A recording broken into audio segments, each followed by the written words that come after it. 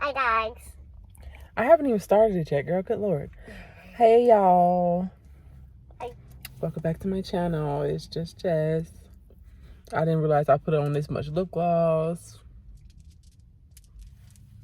I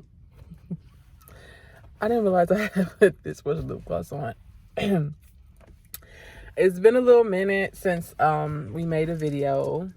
We've had a lot of changes. I think the last vlog that I did, we were outside at the splash pad, I believe. Yeah. And that was like maybe 3 weeks ago. But And here's Leia. that was about 3 weeks ago. And that was about 3 weeks ago. And since then, it's been a lot of, not craziness, but I basically, like, maybe, I want to say like 2.5 weeks ago, maybe 3, I had been in the hospital. I had to have an emergency hernia repair. And I just literally got cleared to go back to work tomorrow. So hopefully all the paperwork and stuff goes through on the because you know, once you go on medical leave or something. Oh, I forgot to say like, comment, and subscribe. And hit the notification. Yeah, sorry. Don't forget to like, comment, and subscribe to my channel. But yeah, I you know how when you go on like medical leave or something, you don't really deal with the actual store that you're working at. You have to deal with like HR and you know, JK. medical leave department and all that stuff. So they say you got to give them like 2 days. Stop it. You have to give them like 2 days notice, 2 days in advance notice of you coming back to work. So my surgeon cleared me to come back for Wednesday of this week, but he cleared me this past Friday. So hopefully, you know, I know everybody was already in weekend mode. Everybody was already in like, everybody was already in Labor Day mode. So hopefully they actually got the information. This wig is like, it's supposed to be giving, but right now it's not. Okay. So hopefully, yeah, I won't have any issues coming back into work, because I'm ready to work.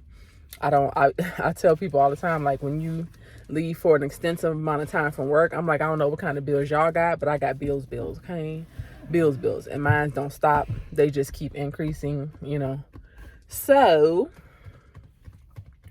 yeah, I was in the hospital. I got took to the hospital by ambulance because I just knew I wasn't going to be able to drive myself, of course. And I didn't really feel comfortable having anybody else drive me because that's just how much pain I was in. So it was kind of crazy. Once I got to the ER, it was on a Tuesday. I got to the ER at about maybe 4:50. I was like in and out of sleep. Every time I woke up, every time I moved, I was throwing up. It was just scary. And I mean, I'm glad I got the procedure done, because I was basically born with the hernia that I had, but all the doctors that I went to say, hey, you know, this is bothering me, this, that, and the other, nobody was listening to me. They kept saying, oh, well, you know, this shouldn't be an issue. It shouldn't be an issue because you were born with it, and this, that, and the other. And I'm telling them, like, no, it's an issue. I can't wear a belt with my clothes, because every time I put a belt on and, you know, you try to fasten it, it's like making the hernia stick out more, like a bird's beak. That's what it was looking like, a bird's beak. Bird beak. Yes, a bird's beak, girl. So yeah, I was telling them, like, Make sure to comment down below and hit the notification. Okay, thank you. But yeah, it was kind of scary. When I went under the anesthesia and stuff like that, you know, they put like a tube down my nose. Tube went all the way to the back of my neck, all the way down to my stomach. You just said that in your part 2 story. That was on TikTok. This is YouTube. Mind your business. Okay, bye. So yeah, it was pretty scary. I woke up, and I mean, I knew where I was. I just didn't know how long I had been out. Like, I knew I went into surgery at maybe a little after 7, but I didn't wake up until like maybe close to 10 o'clock, 10:30. So I'm assuming that's how heavy the anesthesia was, that it just had me knocked out for a few hours of sleeping, Like I said, I woke up and I was just like, I wasn't even in a whole lot of pain. It was just like, how you go under anesthesia and you know why you're there to get to, have the procedure or a surgery or whatever. Excuse me. You know why you're there, but as soon as you when you wake up, you just be like, man, how long was I sleeping? What day is it? What time is it? That type of thing. So,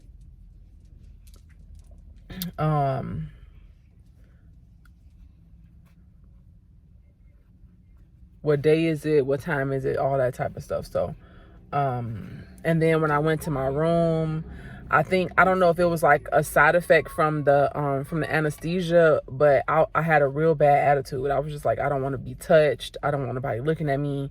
I don't want, don't touch me. I don't, you know what I'm saying? Like, I think that was just like a side effect of it, which was, the nurses and everything, they did an excellent job, and I applaud them because I was just not feeling it. I was just like, I don't want to be bothered.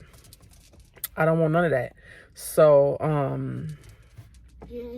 yeah, it was an experience. Every time I swallowed, when I had that tube down my throat, they call it an NG tube or something like that. Every time I swallowed, it was like the moisture in the back of my throat was just being took away, like sucked away. And I was just like, I need to get this up out my nose. So, when I went back to my room, they put me on an NPO diet, which is basically nothing. I could only have regular food. I could only have ice chips and a few sips of water. And that was like for the whole day pretty much. And a cough drop? I couldn't even have a cough drop. No. Why can make you feel better? Logan, I'm talking about stuff that happened already, okay? Okay. Hush.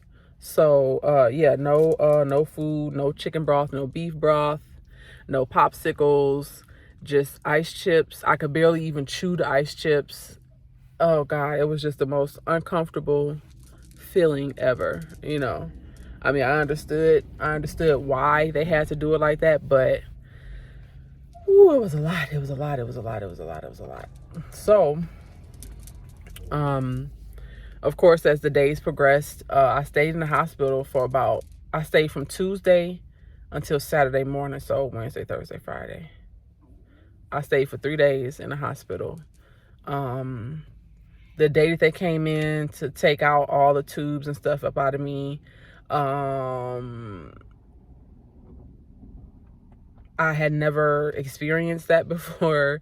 So when she had the tube right here, she was like, okay, I just want you to breathe in, and then when you breathe out, I'm gonna pull it out your nose. And I was just like, okay, so we just gonna have to do it because whatever, just do it. So it burned. It felt like it was pulling my soul out my body. It was just very uncomfortable.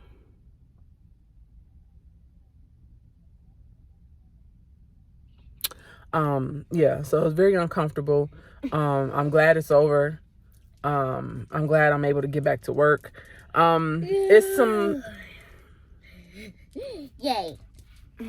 It's some things that as far as with my hernia and everything, or the repair, it's some things that I wasn't really prepared for. I mean, I know they told me certain things were going to happen, as far as me healing and stuff like that. But like yesterday, I think I was folding clothes or sorting clothes or something simple. And I just had blood dripping down on my hand. I was just like, I didn't know what it was. I'm paying attention to it, but I'm not paying attention to it. And I'm not knowing that it's like trickling down my leg and stuff. And I'm just like, what is this? So I stand up and go to the bathroom, and it's like blood everywhere. Not like pouring out blood, but you could tell that, how when you have a cut or something on you, and they take the stitches